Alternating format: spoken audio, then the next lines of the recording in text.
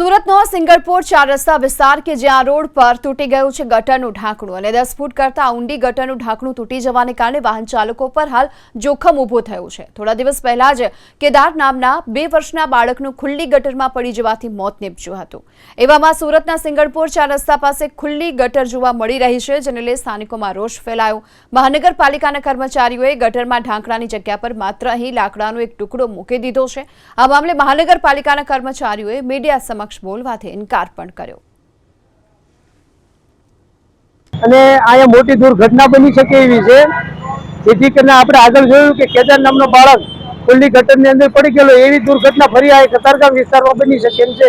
સિંગરપુર ચાર રસ્તાની તંત્રને જાણ કરવામાં છતાંય કાલ બપોર પછી હજી કોઈ એના ઉપર એક્શન પગલાં લીધા નથી, કામગીરી થઈ નથી। મને મારા વિસ્તારમાંથી ફોન આવ્યો, નરેન્દ્રભાઈ ડેનેજનું ઢાંકણું ખુલ્લું છે, આપ સ્થળ ઉપર આવો।